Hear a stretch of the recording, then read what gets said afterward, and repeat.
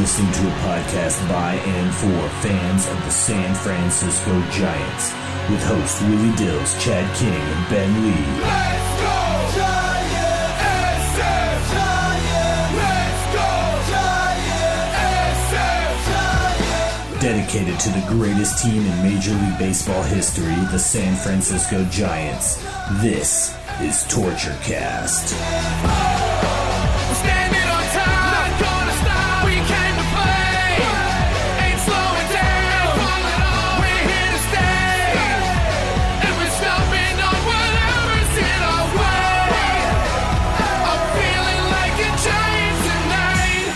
Welcome, everybody, to the Torture Cast, the podcast by and for fans of the San Francisco Giants. My name is Willie Dills. This is episode 48. Of course, the Pablo Sandoval episode. Yes, the Panda episode. Took us a long time to get here. I'm excited to finally do an episode all about Pablo Sandoval. Actually, no. If you listen to the show, you know that's not how it works. But I'm, of course, joined by my co-host, my good friend, Mr. Chad King. Chad, welcome to the show, buddy. Hey, pandemonium, you didn't throw yourself out of the window this week when the Warriors lost their second game of the series. Well, yeah, but see, the second one didn't feel nearly as bad as the first one. No. Even though it was a loss at home, which I kind of expected the Warriors to just beat up on the Spurs at home a little bit. But good news is we tied it. We're going back to San Antonio, tied at 2. They just have to take 1 out of 2 in San Antonio. Yeah, we got to win at least one of the games in San Antonio, preferably this next game 5. But I kind of feel like this might go 7 now, and this is going to be a really good series all the way through. So it's looking like a lot of fun. We got a little grief last week because we talked about not only Warriors for a little while, but we talked about hockey for a split second. I know. And listeners that don't give a crap about the Warriors and the Sharks. Yeah, okay. We get it. We understand. But here's what you have Black to just and put orange. up with just a little bit of it, and then we always will get to the baseball. We will always get to the Giants. Always get to the baseball. Just put it on double speed and you'll be good. Yeah, and you'll get through that. It'll be fine. We'll hold hands. It'll be great. All right, so let's go ahead and let's jump right in, dude. The Giants are in first place again, so all is right with the world. And not only that, the Dodgers are in last place. So all is double right with the world right now. Yeah, it's been about a week of this. This is pretty nice. Yeah, it's starting to feel like we're settling into this. This is seems to be the way it should go. Although I have a good friend of mine named Davids, who I hang out with at the pool hall all the time. He's a really big Dodger fan. And he's such a nice guy, I don't really like to rub it in or anything. So I kind of talk to him. There's a few nice Dodger fans. Oh, yeah, absolutely. And there's a few. He's one of them. And so I don't like to rub it in when I talk to him. But, it's definitely, we understand that the rivalry is there. And even though we're nice to each other about it, we still he wants the Dodgers to beat up on the Giants. And I want the Giants to beat up on the Dodgers.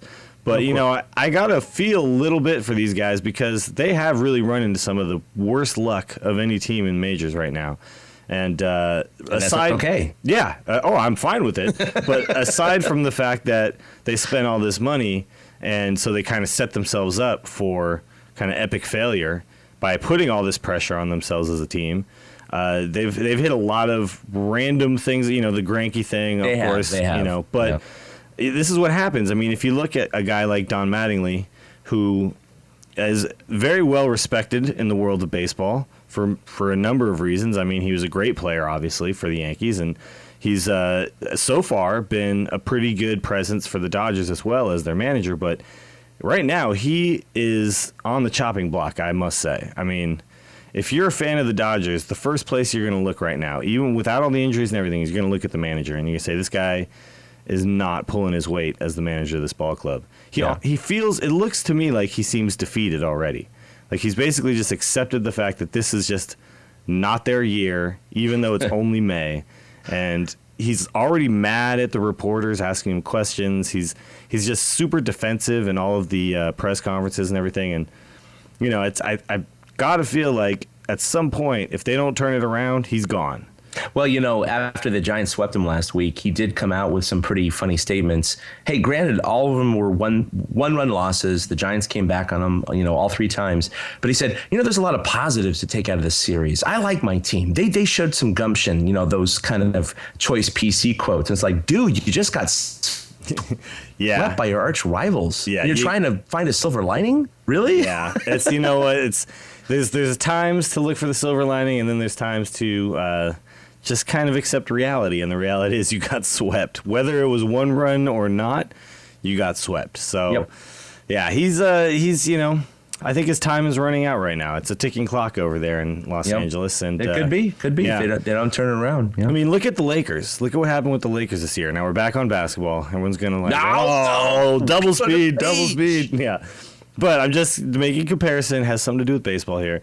But you look at what happened with the Lakers. The Lakers brought in all these big time, these big names, big time talent, and didn't gel, didn't work. The coach was gone ASAP. I mean, obviously the players kind of had a little mini revolt on him as well. But, and I don't see that necessarily happening so far with the Dodgers. Obviously, we don't know what's going on behind closed doors. But I don't see that happening at least. But still, LA teams kind of tend to have a short trigger when it comes to this stuff. Unless it's Tommy Lasorda, Jackson, like these guys don't stick around for very long, right? These kind of epic coaches, they come along every now and then. They can stick around, but there's a little bit of a quick trigger over there, and we'll see. We'll keep our eye on that situation and see how it develops. Well, I hope Ned Coletti is sleeping well tonight. Oh man, poor Ned.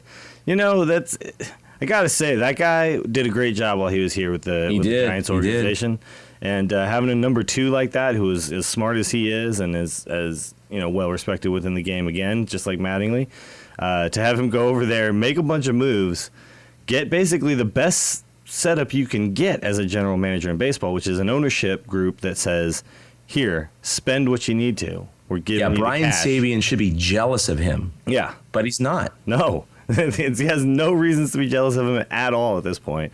I mean, Brian Sabian gets everything he needs and more here. Obviously, we could probably throw a few more ducats at the team, but he seems to be able to field one of the top payrolls in baseball. Yep. Pretty much every year ever since, we kind of got the new stadium and everything got up and running. And, he doesn't really have a lot that he can complain about. He's not the GM for the Royals or the Astros or somebody like that. No, longest tenure GM in the majors right now.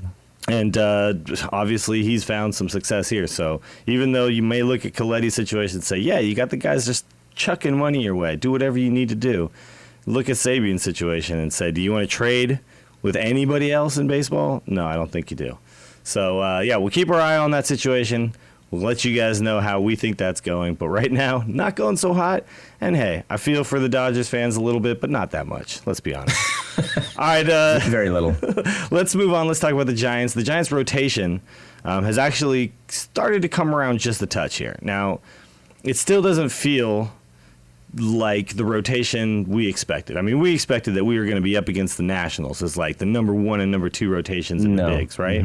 And we're not there at all. In fact... But at least they have a better record than the Nationals. Very true. They have the second best record in the National League. That's true. Yeah. So, regardless of, but a lot of our wins have come out of the bullpen just because of the nature of the games we play. Oh my God, it's bullpen and offense. That's what's been carrying this team, no doubt. But you look like the starters went 12 games without recording a victory. Yep.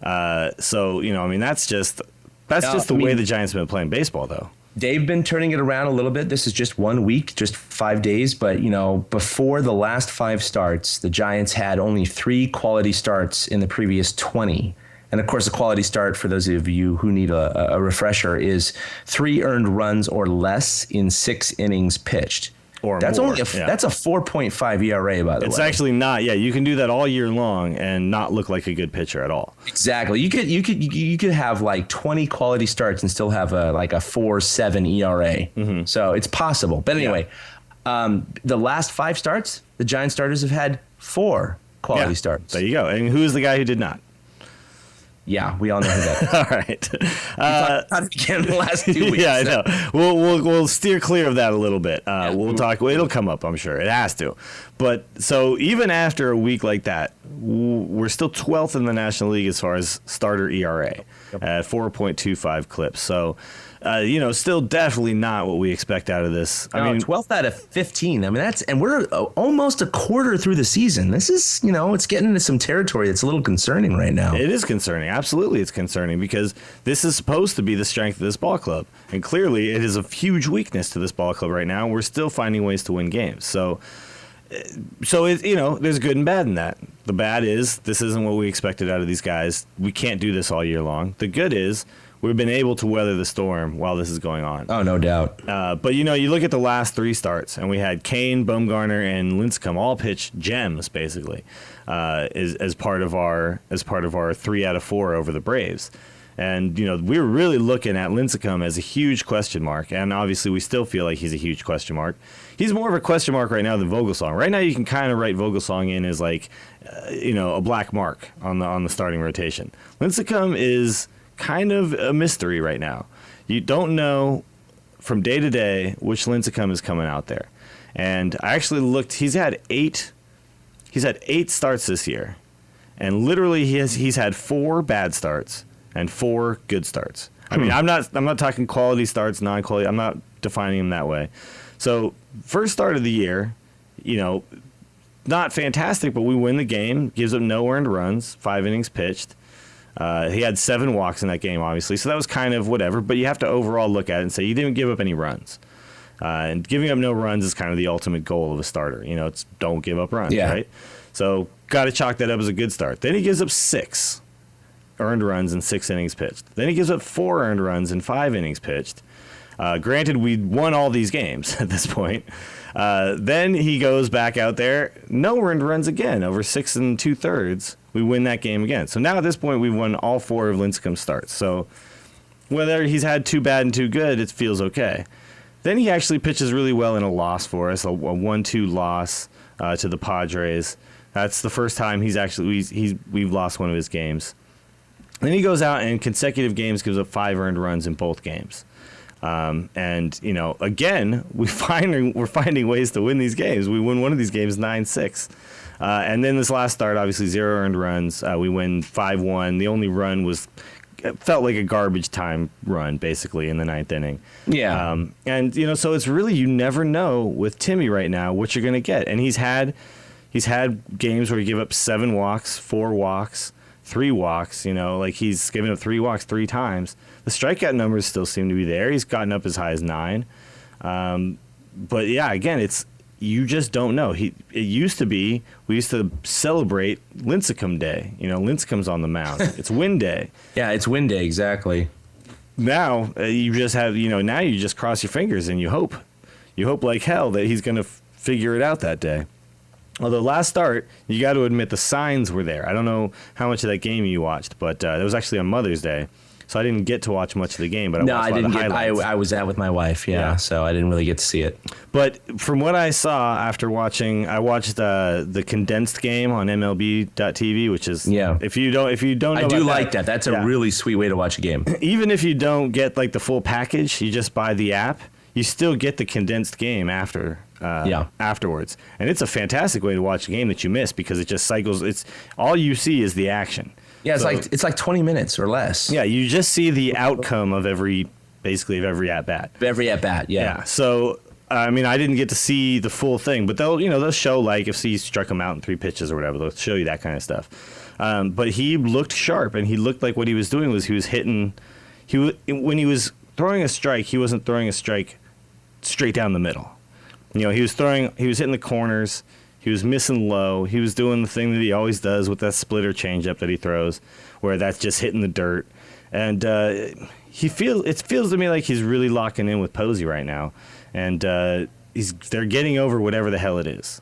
Whatever the hell that was. Have you noticed that, by the way? Because he had very few starts with Posey last year. In the last couple of years, he had no starts with Posey up until the last 2 weeks, and now he's had 3 starts with Posey. Yeah, no, absolutely. And so what's going on? He's settled in a little bit there. I think he's just given in. I think honestly, someone in that locker room said, "Look, dude, suck it up. You guys got to work together." Listen to us. Yeah, we complained about it. They said, "Hey, you know what? The public is perceiving us, in this way. We got to, just suck it up, Timmy. Yeah. Come on. Whether or not you guys actually have some kind of beef or not, everyone thinks you do, and that's not healthy for this team going forward. So, but also, you think about it, you take Posey either out of the lineup completely for your starts, or you put him at first base, where he may not feel as comfortable. I think, honestly, Posey's a professional hitter who's not going to suffer because he's going to play at first base. But no, not at all. Again, I think he gets into more of a rhythm for the game when he's sitting there behind the plate. I think that's just his comfort zone. And you're going to get full 100% Posey and plus you got Posey playing defense for you as well. So you got better chances to throw guys out. You got better chances to block balls, better chances to frame pitches correctly. You give yourself a much better chance to win a ball game when you have Posey behind the plate. So there's definitely something to it. And we've talked about it. We've talked this into the ground on this podcast, obviously, but it feels to me like whatever that was, that's over now. We don't have to talk about that anymore. We don't have to worry about that. And they're really starting to settle in. Some of the other starters are actually starting to come around as well. So although Zito and Bumgarner, now let's talk about their numbers real quick. Because these guys really haven't had serious hiccups yet. Bumgarner's 4-1 with a 2.18 ERA. Zito 3-1 with a 2.75 ERA. We expected this out of Bumgarner. We expected Zito to be better. I think a lot of us thought Zito's going to come out and have a solid year. But I don't think we thought he was going to be our second best starter at this point in the year. No, not almost a quarter through the season. No.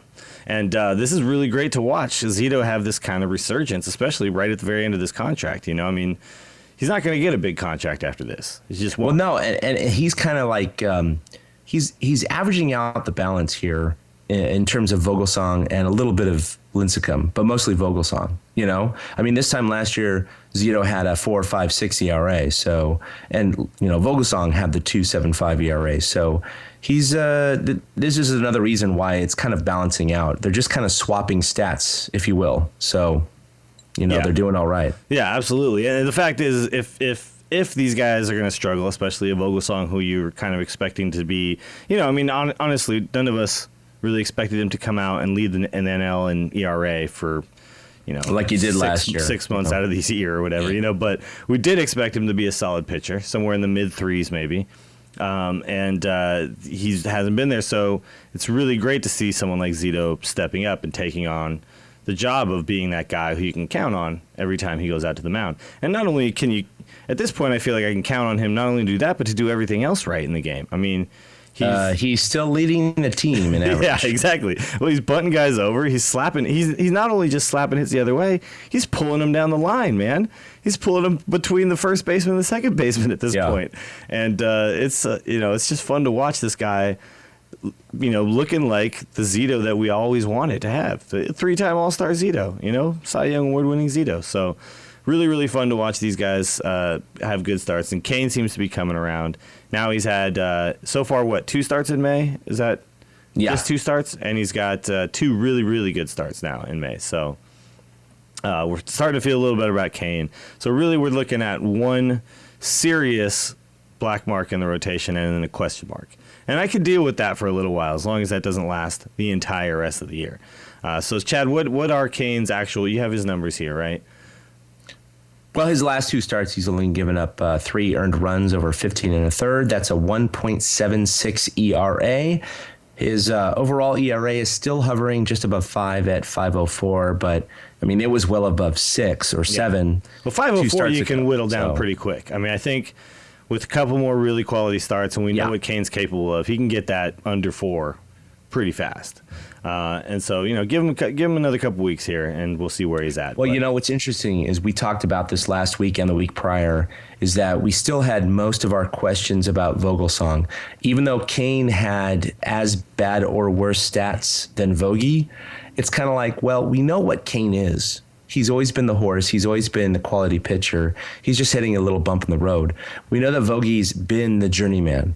He's had his struggles throughout his major league career. He's pitched in Japan. He found this, renaissance, this resurgence over the last 2 years. So when you see him kind of fail right now, I think there's a historical perspective of like, boy, is he sliding into what his past performance has indicated that he's, capable of sliding into, as opposed to Kane, who you're like, we've never seen this from him. This is just a blip on the radar. It's just a really bad start to the season, as opposed to a bad streak in the middle of the season that really doesn't affect your ERA too much.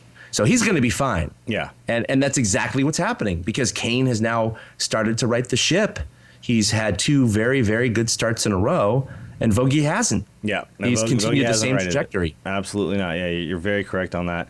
And, I think, again, it comes down to when Kane struggles, he's built up enough of a reputation here that we're not gonna sound the alarms. When Lincecum struggled, we didn't sound the alarm. It took a full year of it. A full year. Yeah, before we said, oh, holy crap, something's really wrong with this guy, And the beauty of, though, when you watch Lincecum pitch on Mother's Day was how much the crowd was behind that guy still. I mean, if you think that SF has lost any love for Tim Lincecum, you're absolutely wrong, because he's still as popular as he ever has been here in San Francisco. So everyone's just rooting for this guy to pick it up, and that's all we really care about. If he leaves and never had gotten there, we're still going to fondly remember him striking out 14 Braves in Game 1 of the Game 1. DS in 2010. So his position as a Giant and a Giant favorite is solidified, but we all just really want to see him do the things we know he's capable of. So yeah. All right, so let's real quick talk about where we are standing compared to this time last year in the NL West. So right now, currently, what's our record, Chad? We are 23-15, 8 games above 500, 2 games ahead of the Arizona Diamondbacks in first place. And last year, when we won the World Series, the Giants were 19-19 and even 500, and amazingly 6 games back of the Dodgers. So not only is that an 8-game differential in terms of standings, because we're 2 games up now, but we are 4 games ahead of last year's pace if you just go team to team, Giants to Giants. Wow.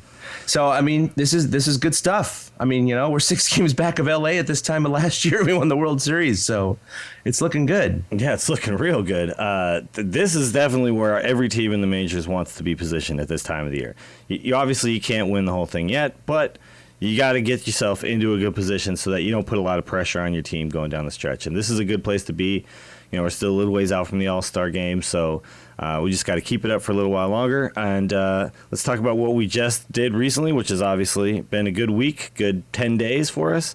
We lost 2 out of 3 versus Philly, which was a little unexpected, honestly. I mean, unexpected, but tempered by the Atlanta series, which I thought we would only get 2 out of 4 at best. Yeah, I definitely considered a split with Atlanta to be fine. I was okay with that. I was not expecting a sweep or anything. I was definitely not expecting 3 out of 4 either. I was saying, hey, we split with these guys, we did our job, and we would have still had a 6-4 homestand if we had done that. Instead, we take 3 out of 4, especially if you lose the first game of a 4-game series. You take 3 out of 4. I mean, you basically swept. If you think you won about 3 in a row. Yeah. So we ended the homestand 7-3, and that has to feel good. Now, Philly, I mentioned last time that they've kind of reloaded their lineup. They're still not a good team the way they used to be, but they're dangerous, So anybody could lose 2 out of 3 to Philly, but I expected a little bit better out of that. But you know what? All that's fine because you sweep the Dodgers, and that makes the homestand look a lot better once you get to the end. So yeah, it was kind of interesting. I was listening to KNBR into the 3rd game of the Philly series in the morning. Kevin Franson, San Jose native, he went to my high school. Homer, didn't he? I'm a little older than him, but so we didn't overlap. We missed each other by a couple of years, but so they interviewed him in the morning. He actually came into the studio with headphones with Murph and Mac and everything. He's a Sharks fan, Warriors fan, Niner fan, Giants fan, the whole thing. Went to my high school, went to San Jose State. But he was saying, he's only got 24 at-bats this year, but he loves Zito. He has a good connection with him, and they were talking about his start that day. And he's like, "Yeah, I think Charlie's going to start me today, but I'm not sure yet." And they said, "Oh, dig in the box against Zito, your old buddy." He's like, "Yeah, he's got a soft curveball and all that." They were talking some shop. It was pretty cool. But he did get the start, and he did hit a home run off of Zito that day. It was amazing. He actually hit it like 4 hours after the interview with Murph and Mac. So in a way, I was kind of pulling for him. But of course, the Giants went up 3-1, I think. In the 9th inning, and Franson was the only run that the Phillies had scored that game. But of course, Romo gave up 2 runs with that 2-run bomb in the 9th inning because unfortunately he walked someone ahead. But the Giants pulled it out and won it anyway. So it's kind of a win-win. It's like you see your local boy do good. Giants still win. We're okay salvage with it. 1 game out of 3. It's all good. Yeah. No, that was, honestly, and when you lose the first two and you win, if you're going to win one out of the three, you win the last one, right? I mean, it feels better than winning the first one and then losing the next two. I hate that. I hate that so much. I know. When you win the first one and you're like, all right, we're going to take 2 out of 3, no problem. And then they lose 2 out of 3. You're like, what the heck? I'm but sure then every you Braves salvage fan one is out of pissed the, right you now. salvage that last game. You're like, yeah. Hey, all right, no problem. Right, we got it. No Put problem. the brooms away. Yeah, no, totally. So that was definitely. I mean, that was a fun game all around. Even though we had the Romo blip there, the negative Romo bomb is what we call that. But also, here's a weird stat: the Giants. This is a very weird stat. The Giants have the best batting average in the National League. When I looked this up, I had to actually check 2 sites. Yeah. Because I didn't believe it, because Something's got to be wrong here. Colorado always seems to be at the top because of their home park. And no, indeed, the Giants have the best batting average in the major leagues, or in the National League. National League, and of yeah. course, Atlanta gave up how many runs the last 3 games? So Yeah. thank you, Atlanta. Yeah, no, they definitely helped us out. I mean, we had some big. I mean, the 10-1 game. By the way, I got offered tickets to that game. Really nice tickets. About 2 hours before game time, I was supposed to go play a pool tournament, and then I go to the pool tournament. The pool tournament on the site I looked at said it started at 11:30. I get there, it had started at 10. Oh! So I didn't even get to play in the damn thing, and I turned down tickets because I had said I was going to play in this tournament. Yeah, that's not And good. then the Giants go on to win the game 10-1, and it's just like one of those party games, Yeah. And God, that just made me so angry. I mean, free tickets are one of those things you never turn them down. You just Never. don't. When you get offered free tickets, you go. Surprised you did. Well, the problem was I made a commitment. I hate breaking commitments, and so yeah, it was one of those Damn things where I morals. just had to kick myself in the ass afterwards.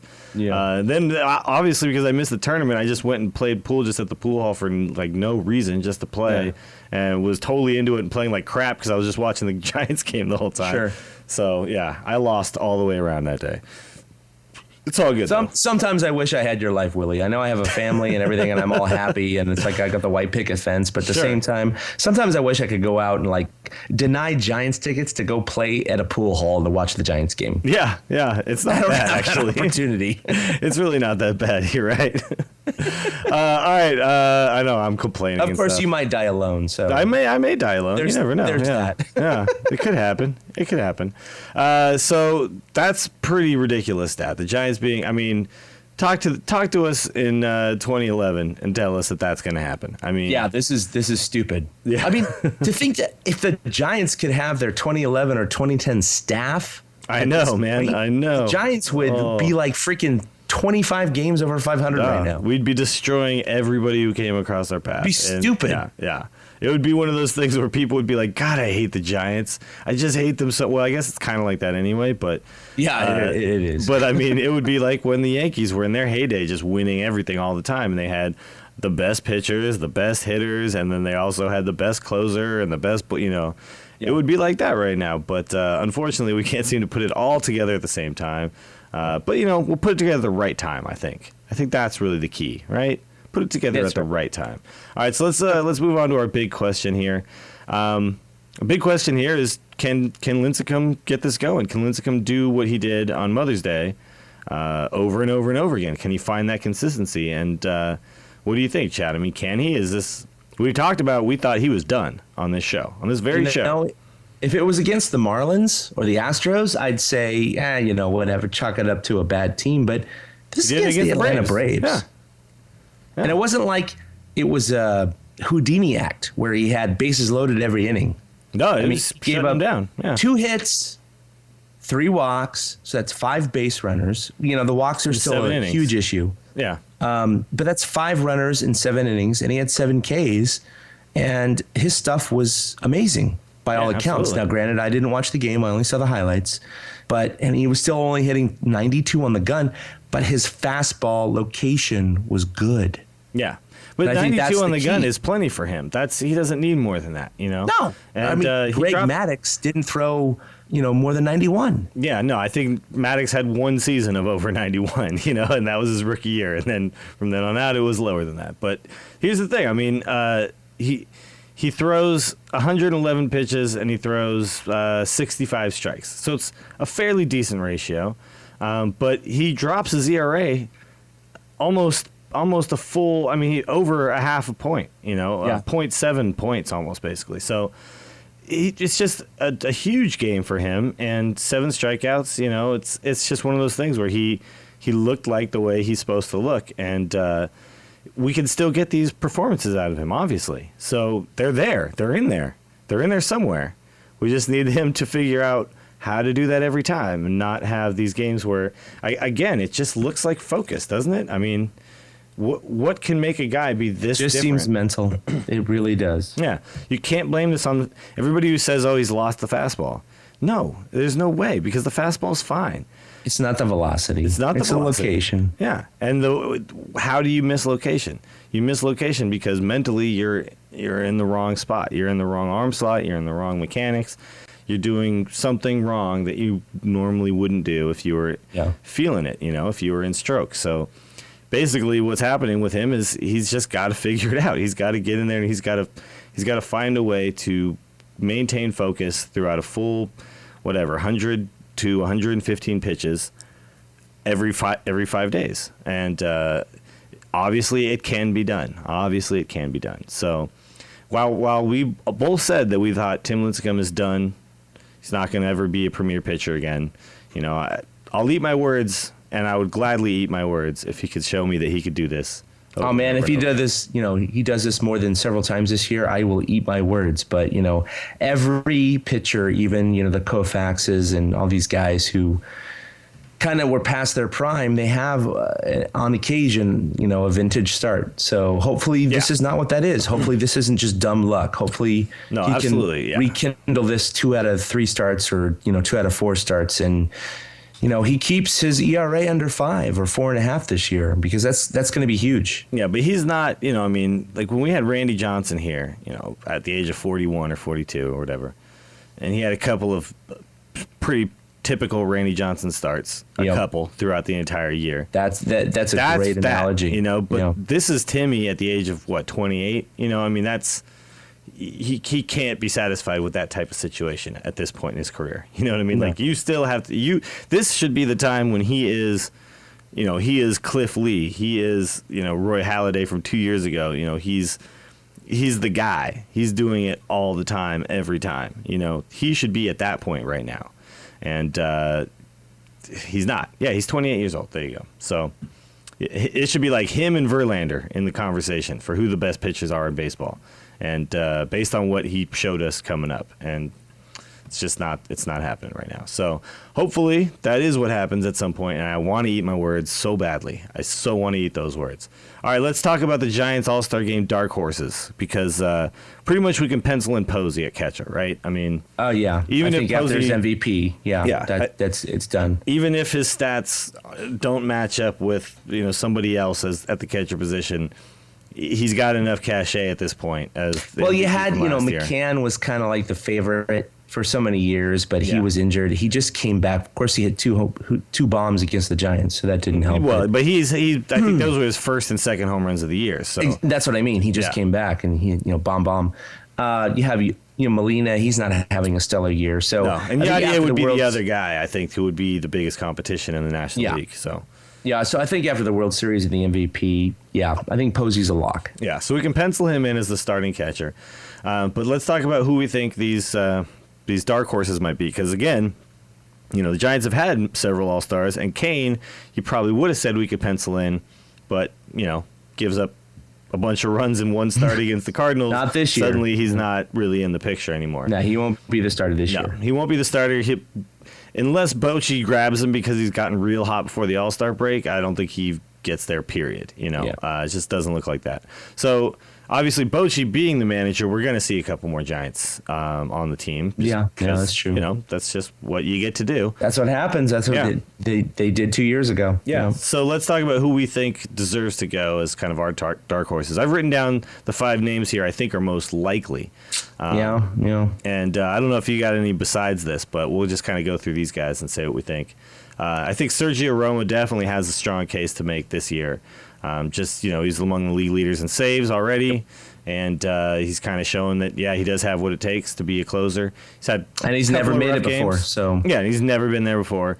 And he would be, honestly, he would be a media darling at the All-Star game. I mean, oh yeah, everybody would love to talk to this guy, and he would be like a kid in a candy store at the All-Star game. He would have a blast. So I'm really rooting for him to go. Yeah, he's probably a Bochy selection. Yeah, I think so. And his numbers would support him being there. And I could easily see him end up pitching the ninth inning. I mean, honestly, yeah, if he continues to put saves up at the clip he's been putting them up at, even with his couple of rough patches here and there, which actually are not that much.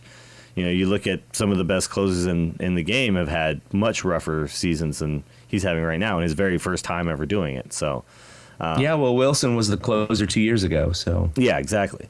Now, Hunter Pence would be probably my second guy that I would say is making a real strong case for himself this year. The average hasn't quite been there, but he got real hot for a little while, and he's got a good amount of home runs and RBIs right now at this point in the year. And he looks very capable of continuing this pace all the way up until the All-Star game. If he does, I think he definitely has a strong chance to go. What do you think? Do you think, is there too much competition in the outfield for this to be a possibility? Yeah, I think he's not going to be voted in. This is definitely a coaching, No, not voted in for sure. No. This is an injury replacement. No, I think Posey is the only starter, honestly. Yeah. I think all of these guys are going to be, either injury replacements or coaches' picks. Yeah. But I think Pence makes a real strong case to be able to go. Now, Scudero, you look at second base, and with Hanley Ramirez out, well, obviously Hanley's playing third, but we got who else really is his major competition over at second base? Right? You have Brandon Phillips. Yeah, and that's pretty much it, right? Yeah, so you got to have a couple of guys there. So Scudero batting over 300 at this point. Yep. Yeah, he has no Makes power, but he's got the contact. Oh, I don't know. He had that home run hitting yesterday. So. No, you know what? I think that's his first home run as a Giant. By the way, did he hit one with the Giants last year? I think so. I'll double check that. I got to check that because he only hits a few a year. So. No, he's never been a guy with big power. But no. But he led. I think last year he led the National League in singles, which is kind of I wouldn't be surprised. Yeah, he led the National League in singles with 147. He led the National League also in at bats per strikeout. We all know about that one. He led the National League in sacrifice flies. He had, by all rights, a fantastic 2012 season, and right now he's batting over 300 again. So, even though he scuffled pretty badly at the beginning of the year, he came on strong. Yeah, so, well, he's got like a 13 or 14 game hitting streak, but 12 of those games he's had 2 hits. So Scudero hit 7 home runs in 2012, 3 of them for the Giants. Okay, he did hit 3. Yeah, okay. And 4 of them with the Rockies, which those could have all been in Colorado. Yeah, so. It'd be pop flies in Colorado. And yeah, exactly. But yeah, so not a lot of pop, obviously, but 7 home runs in a year. I mean, that's he's had as many as 12 in the past. So yeah, not a big power guy, but you don't need him to do that. You need 2 holes. So, but again, I think second base isn't a super strong position in the National League. And to me, I think he could easily be the guy that ends up going. So, obviously Brandon Phillips wears the crown when you're talking about second baseman in the National League. I think he's going to be the starter. Yeah, no, that guy's definitely a perennial all-star at this point in his career. So the other 2 here, we're looking at starting pitchers, and I think Bumgarner's making a really, really strong case. Oh yeah, he's league leading ERA. He's up there. Yeah, Clayton Kershaw to me is going to probably be the guy who might end up getting the start at this point in the year because he's just so good. He's pretty sick right now. But Bumgarner, let's say Kershaw has a couple off games and Bumgarner keeps this up. You could be talking about Bumgarner instead. So you could, but I think he's going to be on the team. Yeah, I think he will be as well. I mean, I think he deserves it. He's so young, but he's got a bunch of years now under his belt at the major league level for a guy of his age, and he's never really had an off year, and he's always been consistent. So, yeah. And then the last guy I'm looking at is a Zito pick. Again, this would be a coach's pick, but this would be kind of one of those fun picks. Like last year was, of his Giants career, maybe last year of his contract, blah, blah, blah. And then finally has this resurgence after this terrible experience as a San Francisco Giant after 3 All-Star picks with the A's. It would be a fun story, and I think the media would really enjoy that one as well, talking about Zito finding a way to turn his career around, you know. And he's going to have to do this for, you know, another month and a half or whatever, but he could do it. I think he could do it. Oh, yeah, absolutely. But, you know, I want to throw in another pick is Pablo Sandoval. Oh, there you go. Good. Thank you. Why well, did I I not mean, put if that you in look there? at just third base, Yeah. he is 4th in average, and he is number 1 in RBI, number 2 in home runs. So, I mean, just right there. Yeah, that seems like all-star numbers to me. And Yeah. Also, he was the guy last year. So, not only the guy last year who went, but also the guy who got an RBI and, you know, played well for the National League All-Stars. So, Oh, what? Didn't he go like 3 for 4 last year? yeah, and that was only his first time there, right? He did not Yeah. go his rookie year or whatever. No, Yeah, that was okay. his first year. Yeah. Yeah. Okay. So Now, Pablo, it was let's his throw him in hit there. that really locked in the Giants' home field advantage. That's true. To be yeah. honest, Yeah. he hit that 3-run double off of Verlander, and then of course ended up hitting 2 home runs off of Verlander. Well, yeah. Pretty incredible. No, absolutely. Poetic justice. Pablo, I don't know how I did not put him on that list, but thank you for pointing out that huge mistake. Of not So, putting I him mean, on there. Yeah, I granted, think he may not be voted in. It might be David Wright or whoever, even though he doesn't deserve it at this point. Well, Wright is kind of the guy who just gets voted in because he's the name at third Well, base you know, now. it's one of those things. Like, think about this. Wright, 295. Pablo, 320. Wright, 5 home runs. Pablo, 6. Yeah. Wright, 24 RBIs. Pablo, 26. So Pablo has Wright in all 3 major categories. So it's like, okay, well, but again, you know, here we go. We're dealing with media. We're dealing with fans. We're dealing with New York who fans. people are used to voting for. So, and I know last year there was an issue with Wright actually having better numbers than Pablo, to Yeah. be honest. Yeah. And Pablo got the vote. So we'll see what happens this year. See if that carryover effect, if there's any kind of, you know, reject or reflex vote, I guess, from the New York base, you know, saying, okay, Pablo, you're not going to take it this year. But even if he doesn't get the vote, I think Bochy's going to take him. No, absolutely. I totally agree with that. The one thing that he doesn't do that David Wright does is take walks, and that's, you know, pretty much it. But Pablo, yeah, Pablo's got him in every other statistical category pretty much. So Yeah. I definitely think, you know what's funny though is actually he's got a lower WAR than David Wright. But the other guy who statistically could potentially be there is Michael Young, but he's kind of the forgotten man right now in Philadelphia. He's not a draw name. I don't think he goes. So, yeah, I think you're looking at David Wright and Pablo Sandoval. Michael being the Young two only guys. has 9 RBI. Yeah, exactly. Yeah, That's it, and one home run. Yeah, he's batting .310, but No, you he's know. batting .310, but that's still lower than Pablo. Yeah, exactly. Yeah, And Pablo's got almost 3 times. Almost exactly 3 times the RBI and 6 times the home run. yeah. So And you look at the next name on that list, basically, and you're looking at Betancourt, you're looking at Polanco. There's nobody else. No. So yeah, Pablo's you there. got Wright and Sandoval. That's it. Yeah, Pablo's there for sure. All right, that's a good call, man. Good call. All right, so let's move on. Let's talk about let's do some armchair manager here, and let's talk about the bullpen a little bit. So Chad, you've got a question to pose, so let's hear it. Yeah. So I always have a problem with his name. Gowden. Godin, I believe, Godin. is correct. Yeah, Godin. I think it's Godin. Yeah, I mean that's how you know all the announcers say it. So I figure that's probably right. Well, yeah, but the way they pronounce some of the Spanish names are pretty funny. No, Gowden, he's a journeyman. He's in his 30s, almost as old as I am. But he's been rock solid this year. I mean, he's been an amazing addition, but he's one of those guys, he's very sneaky. You don't really realize how good he is until you look at his stats. Yeah. He's not overpowering. He's not flashy.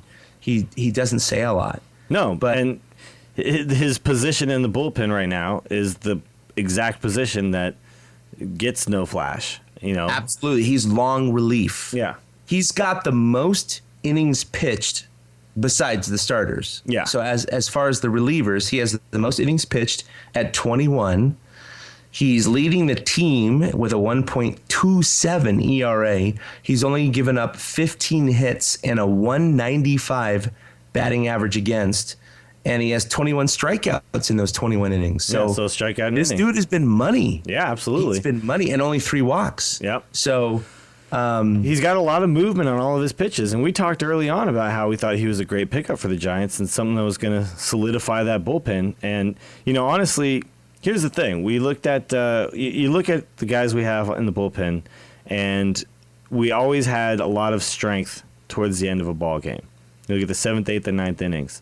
The place where we were always kind of struggling was finding that guy who could fill this role and fill it well, because we were looking at Mota, and Mota, granted, Mota could potentially have an amazing outing at any moment, but he could also just blow up and just completely screw the pooch at any moment as well. So when you're talking about who's going to give you a bunch of innings in the middle of a game when you need them, you really only look at Godin right now. I mean, maybe Machi, maybe Contos, but he's the guy right now who's going to do that for you. So, your question is, does he belong where he is, or should we move him back as part of that core group of guys that close games out for us, which is, Santiago Casilla, Sergio Romo, Jeremy Affeldt, and Lopez and Javier Lopez. Yeah. So these are kind of the guys that we kind of cycle through those guys to finish out a ball game. Does he deserve to be back there? I think yes, he does, but at the same time, who does his role? Well, I mean, it's a good question to pose, but at the same time, it's a good problem to have, because you have, Lopez and Affeldt, who are your lefty specialists, and I think, those guys only come in for 1 or 2 batters. So I think, those guys leave. You have to leave untouched. Yeah, they come in for those guys. And none of those guys right now at this point, minus Affeldt, are having poor enough seasons. Well, that's the problem, right? That you would say that they have deserved, like they're losing their spot. You know what I mean? And Casilla, he's got a 2-point-something ERA. Yeah, he's been looking really or something. good. So, and Casilla's the guy. And it's not that you're going to say, a guy who has 21 innings pitched, he has a 1.27 ERA. Well, statistically, it's better than your 2.12. Therefore, you should be pitching. That's not my argument. It's a tough call to make. So I think, for Godin, you have to just say, hey, buddy, you're doing a great job. Keep it up. But everybody in front of you is doing just as good of a job. Yeah. What's funny is somehow Santiago Casilla has gotten this reputation among San Francisco Giants fans that he's unreliable, right?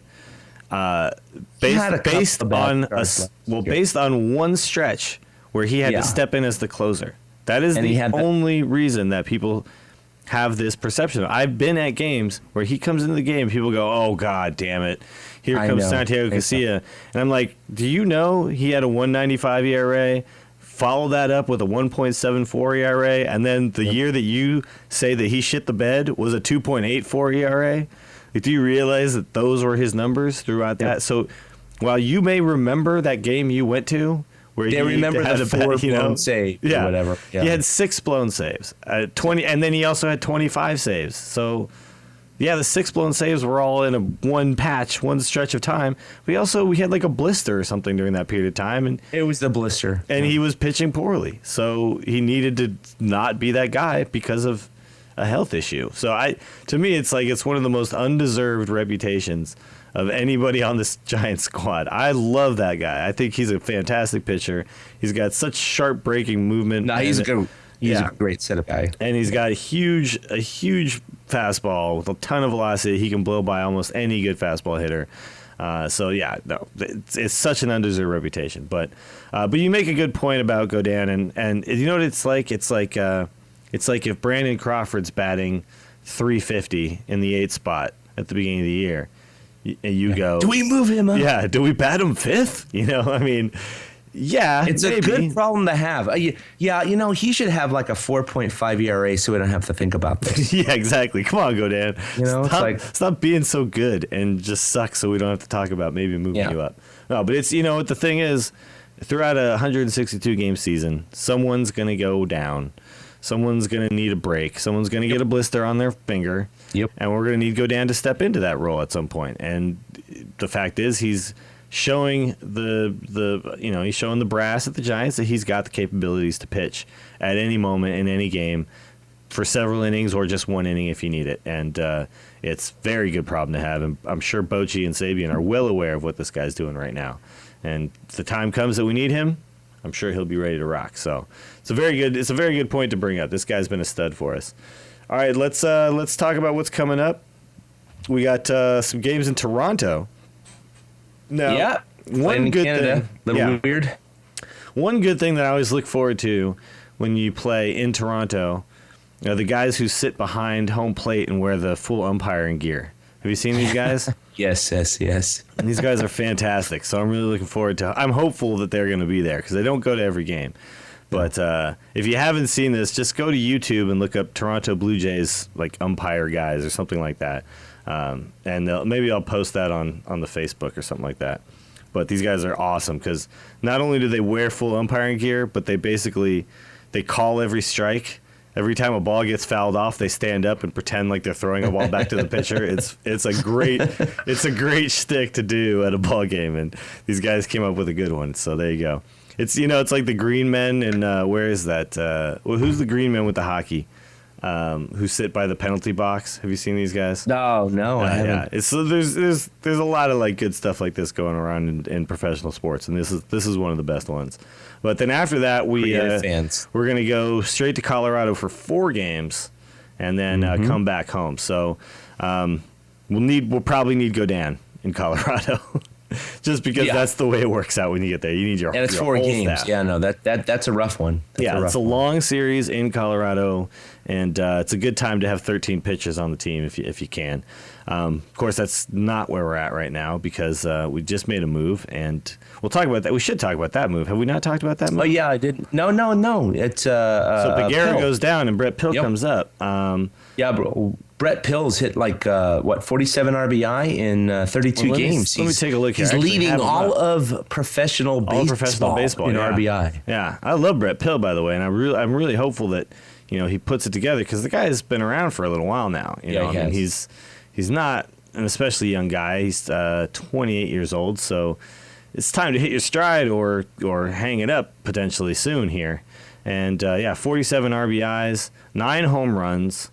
13 doubles, batting .341 with a slugging percentage of .675, OPS of 1.054. Ooh, OPS over 1,000. That's ecstatically strong, amazing. That is strong. In AAA. So he's wearing out AAA. Now, what you hope that you don't get is you don't get the guy that we know very well as Giants fans, the guy who wears out AAA and then can't hit at the big league level. So we're hopeful that that's not who we're going to get right now when Brett Pill comes up.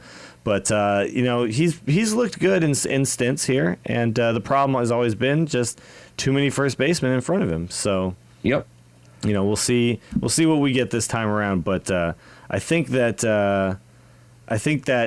we're going to see a lot of him in pinch hit situations because of how hot his bat has been down there.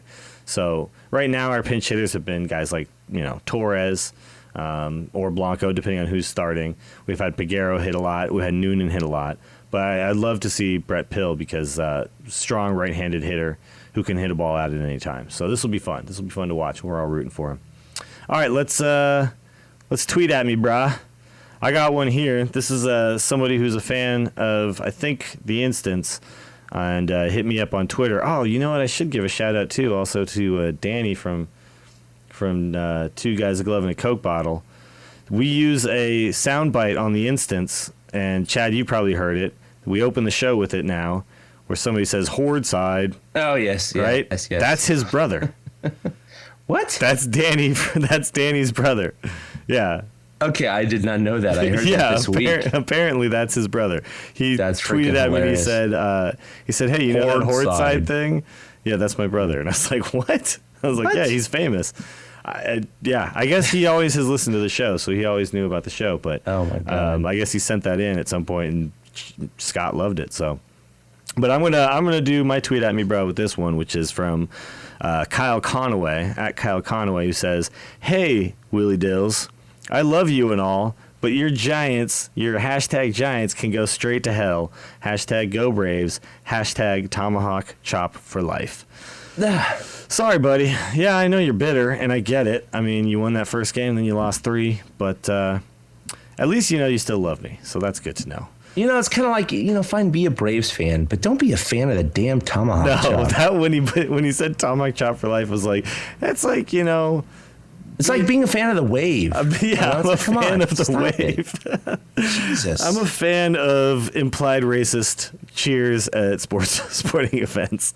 I like those big inflatable things I hit against one another during games. The thing is like, I'm okay with the Braves being called the Braves and the Indians being called the Indians and the Redskins being called the Redskins and all that's fine. But, when you actually start like taunting. Yeah. Yeah. It's the worst chant ever. I hate it. It needs to stop real quick. I want to scalp them. Like, the rally monkey, that thing went away fast. Oh, How it come was this around thing for like stuck 2 years. around? How Yeah. come this thing stuck around? I don't get it.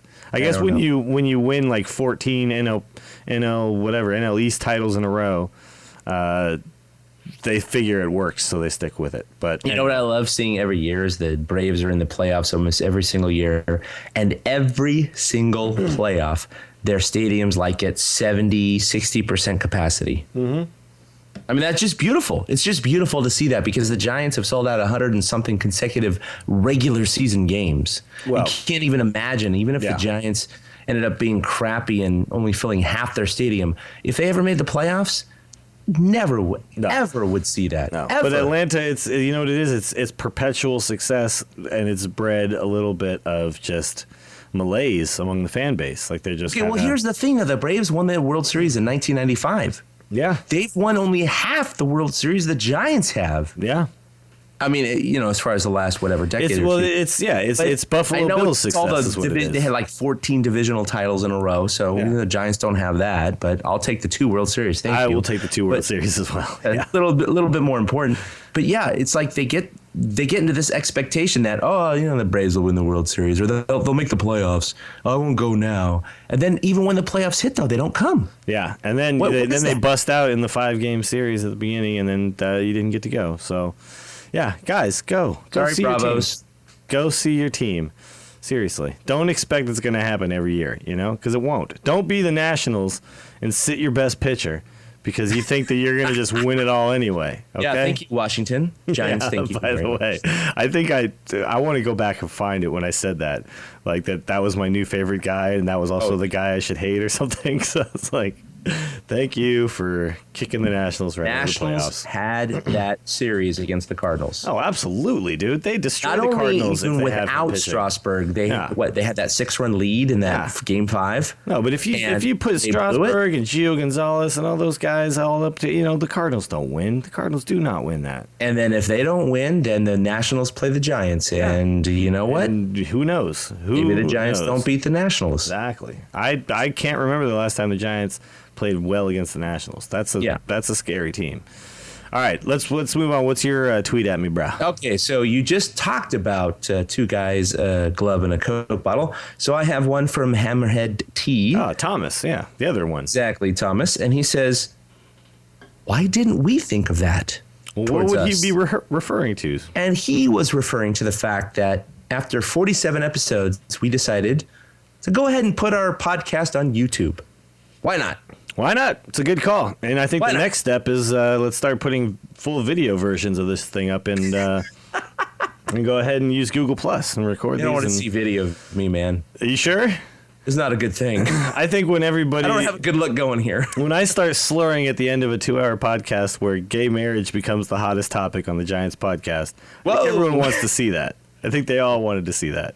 That was it was a good discussion, though. It was. Yeah, we actually, what was funny is after we did that show and like I realized how actually kind of drunk I'd gotten. Like I didn't notice. I was just kind of talking, Dude, we went like 2 hours, and then that was the same thing. And then I realized, like, oh my god, I'm so drunk right now. And then, I didn't even mean to do that. I just poured I just made one more big margarita after having another big margarita. Margarita too. Wow. Yeah. And And then I realized, and then I was like, oh man, people are gonna like give us negative feedback. We got like 3 or 4 like really positive tweets about that show, saying like they were really happy to hear us kind of talk about some real subjects and get really in depth about them. So, yeah, so that was good. So that is something that we will bring up now at the end of every show as well. That you can find us now on YouTube, and not only do we have the episodes there, but we also have a bunch of those videos that we posted from when we did Media Day and.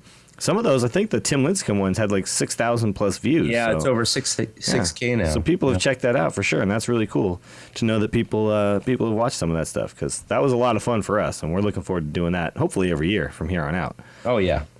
All right, new favorite guy time. Chad?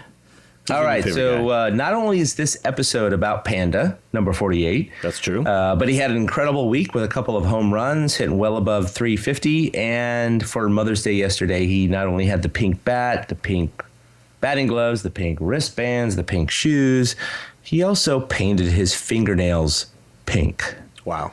So that was pretty cool. That's dedication to your mom. I don't know why he went that far, but because Panda goes that far. That's just how It's like, dude, you're wearing your batting gloves. You wear a glove on the field, but you know what? He did it. He showed it off, and kudos to him. And he ended up hitting that bomb into the cove with his pink bat. So you know what though? When Panda does anything, he does it all the way. I mean, that's what I mean. When he shakes just your threw hand, himself into it. He doesn't just shake your hand. He's got to like, rub your belly and like slap it with both hands on the same side and then do something with, he's got to give you a salute and touch the back of your head. And, he does it big. So, yeah, there's guys on the Giants I would love to go like, have a beer with. To be honest, Buster Posey's not one of them. No, honestly, I would love to kick it with Buster Posey. But I think if I'm going to go have a beer and really like let loose and relax. Yep. Yeah, I think Pablo is at the top of that list. Pablo's up there. Yeah. Pablo's definitely at the top of that list. Actually, I what? think Buster's going to be a little dry.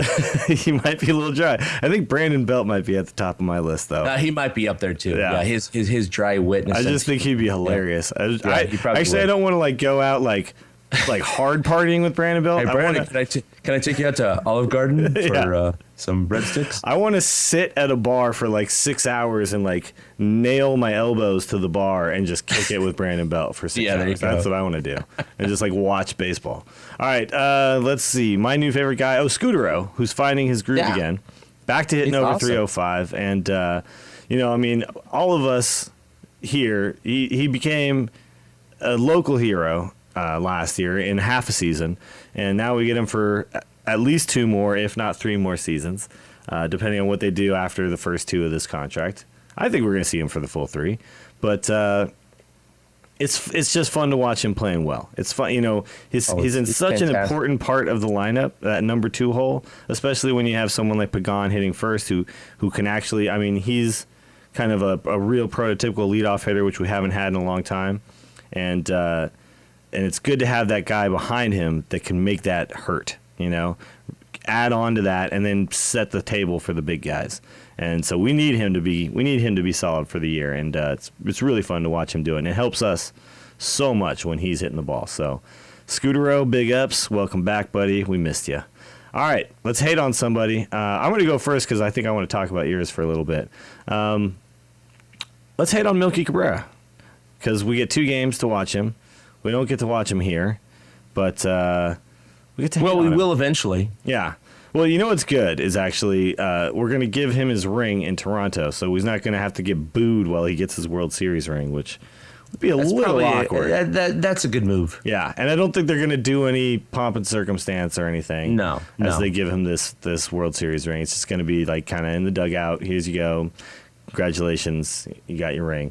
But we did not pay $8.5 million for a guy who's hitting 261 and 12 RBIs and 1 home run, and so thank God for that. We paid basically way less than that for 2 guys who seem to be doing just as well as he's doing. So feeling real good about that decision by Brian Sabian. No problems now. Not only is Toronto really struggling with the amazing lineup they were supposed to have had and the pitching, but yeah, Melky, he has picked it up as of late. He was hitting like 220 as of a week and a half ago, but but he's still hitting 261 with 1 bomb and 12 ribbies. That's it. And he's played every game. Yeah, I think at Every this point for us, he was batting like 400 or close to, Yeah. And I guess PEDs really do make a difference, man. I guess they do. We paid for a guy who was juicing. So, hey, it worked out. We got the nice juicy version of Melky Cabrera for half a year, and then Toronto has the try version. and then Toronto gets the try version. They have the vegan Melky, Oh man, the non-alcoholic we Melky. squeezed all the juice right out of him, and then we gave it all to you. And so enjoy that, Canada. Enjoy that.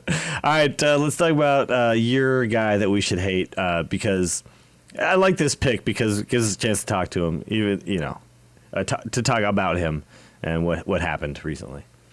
Yeah, so obviously Matt Kemp is a target for most Giants fans. And, in the past, he hasn't been that bad of a guy. He's even said some good things about the Giants in the All-Star game last year, and he gave a lot of respect to them and the whole thing. So, I mean, there's been flashes in the past, despite his grudges, where you're like, you know what?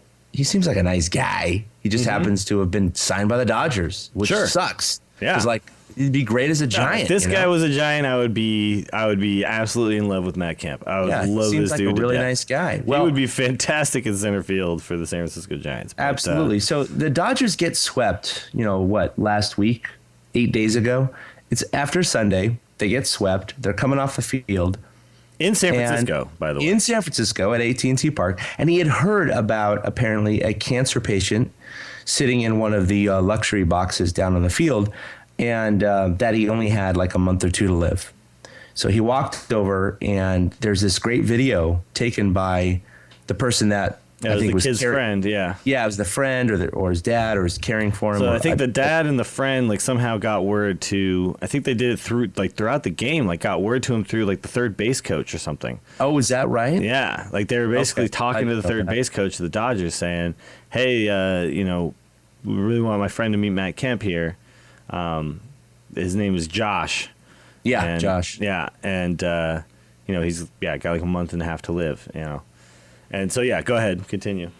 So Matt comes over and, there's this video of him and, taken with an iPhone or whatever. And, he grabs the ball and he signs it. And it's like, wow, that's really cool. And then I really do believe it was a genuine, spontaneous moment. I don't think he planned to do. No, maybe he thought he was going to, but I think when he got over there, he just realized, well, this isn't that cool, just giving you a ball. Yeah. Like, I give balls to people all the time. Yeah. For people who are going to live another 50 years. Yeah. So he proceeds to give him his cap, then take off his jersey, which his T-shirt said Beast Mode underneath, which was kind of cool. Well, that's like and a thing. then he takes off his spikes. Yeah, gives the kid his shoes. He takes off his cleats. Yeah. And he literally gives this kid his hat, his jersey, and his spikes with the signed ball. Yeah. And this kid is just stunned. Well, the kid actually can't talk. Yeah, literally he can't talk. Bad. Yeah, he can't talk, but the expression you can tell. Yeah, he's just he's comprehending what's going on right now. Yeah. Yeah. So, I mean, just to see that, he's literally standing, Matt Kemp is standing on the warning track dirt in his socks. Yeah. This multi-million-dollar baseball player is like, yeah, I'm cool. I'm just going to go walk to the dugout on the dirt in my socks. Yeah. Take my shoes. And what was really cool about it too was he didn't sit there and then try to make a big deal about like, hey, everybody check out what I did. Like, the fact is somebody ended up filming it. And Matt had no idea it was going to happen. But Matt, I don't even think Matt, if you look at the video, I don't think he looked at the camera. Like, no, I'm sure maybe he knew that the guy was taking pictures. Who knows if he knew it was a video. Yeah. I don't think this was ever, any piece of this was done to like give himself publicity. I think it was literally to just do a nice thing for somebody who may not have long to live, and this could be something that this kid could feel good about when he's going through a really rough time. So huge kudos to Matt Kemp for this, because this was just, I watched it and I'm just sitting there like, man, that's really cool. Like, you're waiting for like Matt Kemp's PR guy to pop up going, all right, good job, Matt. Yeah. But it's like, no, he did this just totally off the cuff, and you just got to say, you know what? Not everyone who wears a Dodger uniform is a bad guy. Mm-hmm. And so we got to give him his props, because that was pretty amazing. I give him his props for sure. And come on, we know that some guys who went over there, like say maybe Jeff Kent, Bill Miller, Bill Uribe. Miller. Brett Butler. Jason Schmidt. A lot of these guys went over there, and that a was lot of ex-Giants that signed with the painful. But those guys were fine when they were here. And Tim Lincecum. Oh wait, what? I'm sorry. Tim Lincecum. I'm from the future. I didn't mean to tell you that. But you notice too that Matt Kemp seems to be dogging it lately when he comes over here and plays against the Giants. Maybe he's secretly helping us. I don't know. Yeah. Well, he's only got one bomb this year. So yeah. I know. He's just having a rough season. But I saw actually someone had put a picture up on Reddit in the SF Giants subreddit that said, it showed a picture of him in front of his locker. And there was a Buster Posey bobblehead in his locker. I swear to God. Now, maybe Buster just gave it to him before the game or something. But yeah, right. Yeah. But... you know what? Matt Kemp's got to end up a Giant. He's got to. It's just got to happen. We've given them so much over the years, and all they gave us was Oral Hershiser at the very end of his career. So we need more out of the Dodgers. They need to give us. If they give us Matt Kemp, all is forgiven. Actually, if they give us Matt Kemp, rivalry over. Rivalry over. We don't care anymore. We'll take back everything we ever did. Juan Marichal will apologize again over and over profusely. All of it is forgiven. But yeah, so anyway, big ups Matt Kemp. It's usually not how we don't usually gush over people during the We Hate This Guy segment, but this time we will. All right, and let's also gush about why we will win it all. So Chad, start us off because I'm going to actually piggyback on yours. Yeah, so Vogelsong obviously is struggling. They're not going to replace him anytime soon. No. They even talked about skipping his next start, but in the last few days, it's come out that no, indeed, they are not going to skip his next start, even though they could because they had the off day they could work with, where they could skip him and he could take 9 days off. They're not doing that. So if Vogie doesn't turn it around by the All-Star break or by the trade deadline, and he still has an ERA above 6 or 7, I think they have to pull the trigger. I think they have to at least, a shot for that veteran who may still have a 4 ERA, but that's 50% better than Vogie, and that could translate into 1 or 2 or 3 more wins in the second half. And now, but do we take a chance on? Do we take a chance on somebody, take a flyer on somebody, and try to keep Vogelsong? Do you think that potentially could be the way they go? I still think they keep Vogelsong. Yeah, I don't think that we trade as Vogelsong. Long relief. Yeah, no. I don't think they trade him. I think they keep him in. And they demote him. And I hate to say that, but as far as strictly a business and numbers, if he is halfway through the season with a 6.5 ERA, I mean, you can't keep with him. You can't. No, you can't. If you're trying to win it all. Yeah. If there's someone out there that is an improvement, which right now Vogelsong has the highest ERA of all starters who qualify. Well, okay, so great title. So there's got to be someone better than him right now. Well, in that situation, let's say you don't have to give up a lot for another guy who's struggling in a huge way, but who may be able to turn it around once he changes uniforms. What if you're looking at someone like Halladay? Yeah. The Phillies could They easily even be talked sellers. about Cliff Lee. Yeah, no, Cliff Lee would be someone we'd have to give up something for. Oh yeah, no doubt. They'd have to give up a lot. Yeah, but when you're talking about the Phillies, they could easily be sellers again, the same way they were last season. Yep. Because they've still got a fairly high payroll. They've got this older team. If they don't have it put together, they're not a team that's set up for a big run down the stretch. And to the way it looks right now, they could be one of the big time sellers at the trade deadline. Oh yeah. So I could easily see, and the thing is Halladay, the way he is right now, at this part of the season, and obviously been hurt. No. But he's got, a month or so to kind of put himself back together. We start to get closer to the trade deadline. Maybe he has 1 or 2 decent starts. Yeah, if he has a couple of decent starts, I think he's trade fodder. Yeah, absolutely. Obviously, if he doesn't, the Giants shouldn't touch him. Based on reputation alone, I think he's the kind of guy you change his uniform, you get him out of Philly where everybody screams and yells at you every time you have one bad start. And who knows? He could just find it. He could find it again. I mean, obviously the guy knows how to pitch. So, there's a couple of names. Maybe we should actually put that together as we get closer to the trade deadline. The guys that we think would fit in. I mean, we all don't want this. We love Vogie and we want him to succeed, but a guy who's 1-3 with a 7.7 ERA, you just kind of got to look at that and go, you know what? That's just it's not going to do it. Yeah, absolutely. Continue this way. No, it's just absolutely. not. And the thing is, I'm going to piggyback on yours. This is why we win it all, because we have bullets in the chamber besides who we have right now. We've got some guys in the minor leagues who are kind of clearly shown that they could be major league talent. We've got some players we can move because of the fact that we're defending champions and we want to defend this championship and try to actually really make a run at another title. Now, while we've got this core group of guys together, and try to really make a dynasty thing, we've got some guys here that may not really have a place on this team in the near future who could easily be. And I think Gary Brown is kind of off the table, but you look at maybe like a guy like Hector Sanchez.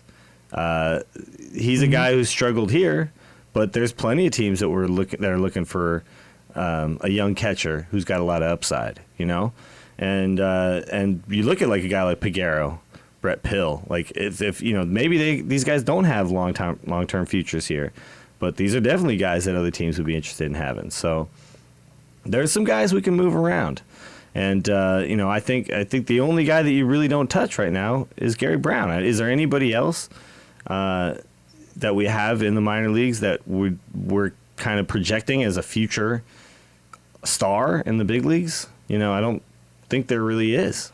No, I don't think so. I think that's the one guy you don't, and then we've got a couple other guys who are potential solidifiers to some other teams in a couple of years. Who these guys, once these teams become bona fide sellers, once they get to that point where, we know we're not going to do it this year, so it's time to reload. Then those guys become options because you're looking a couple years down the road if you're the other team. So I think there's definitely some moves that can be made, and we have the ability and the general manager to make these moves, and we have the deep enough minor league system right now. Even though it's not been as deep as it was maybe 3 or 4 years ago, but all those guys are here now, So, but it's deep enough that we can make some moves. One more reason I'm going to say why we win it all. And that is because I found this. Now I'm going to knock on wood, and I suggest everybody else out there knock on wood right now as well. But I found this article in the New York Times. Now this is a fun little article too, because not only is it show you a really cool little stat, but it also is interactive and it continues to count as you are on this page.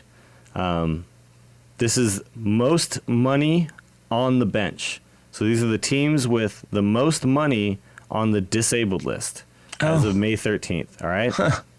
So check this out.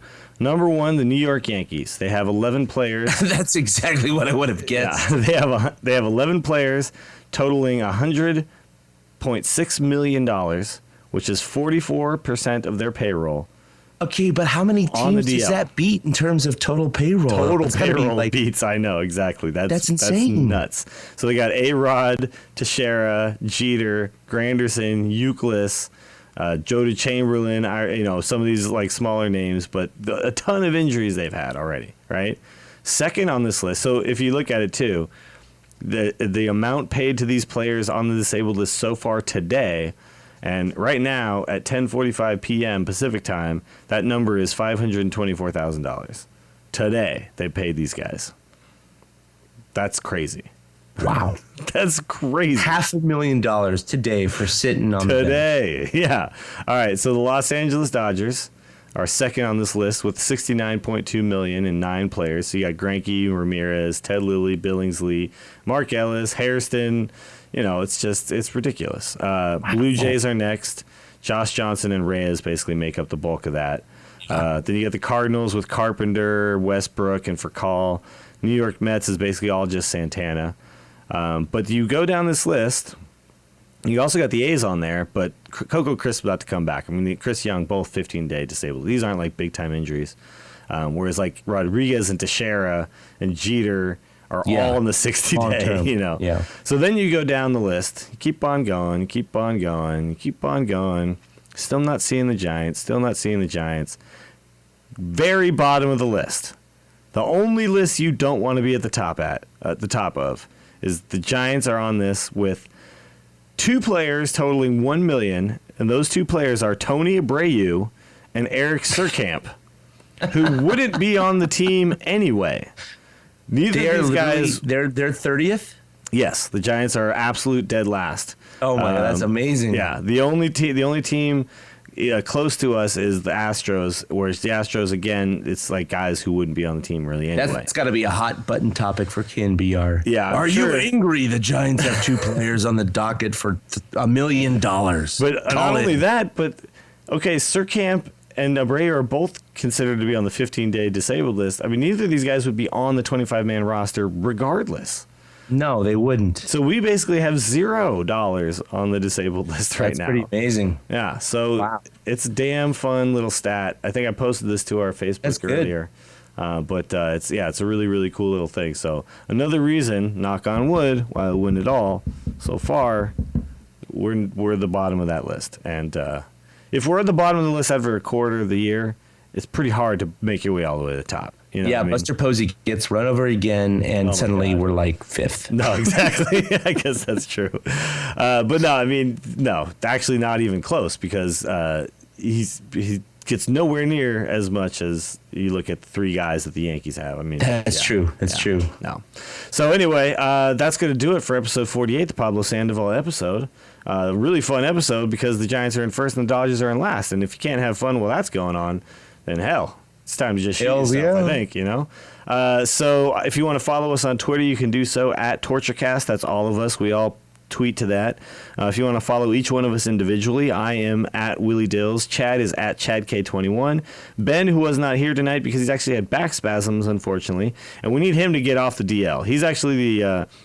He's keeping our podcast actually at the top of that list because we pay that guy like 30 10 mil. cents or something. We pay that guy 30 mil a year. So he wasn't here tonight, so we're hoping that he gets better soon. We need him for the playoff stretch. And so hopefully he'll be back soon, and he is at Fried Duck. You can also go visit our blog, which is at torturecast.com. You can like us on Facebook. You can find us on Podomatic. You can donate using PayPal if you like what we're doing, and we would enjoy it if you do. You can also find us now on YouTube. So, Chad, where do they find us on YouTube? YouTube.com/TortureCast. And if you go to torturecast.com, there's also a bar at the top labeled YouTube where we have all of our videos embedded. All right. So that's pretty simple. Pretty easy to find. So everybody go out there and do that. Let's keep this going all the way through Toronto and Colorado. We'll see everybody next week. Again, another Monday show. Hopefully the Giants are in exactly the same position that we are now, first place. Thanks, everybody, for listening to episode 48 of the TortureCast. We'll see you next time. Boom. A big thank you to everybody for listening to the TortureCast, the podcast by and for fans of the San Francisco Giants. Follow us on Twitter at TortureCast. You can also like us on Facebook or check out our blog at torturecast.com. I also want to say thank you to Ashcon and Bailey for letting us use their song Feeling Like a Giant for our intro. For Ben Lee and Chad King, my name is Willie Dills saying, we'll see you next time.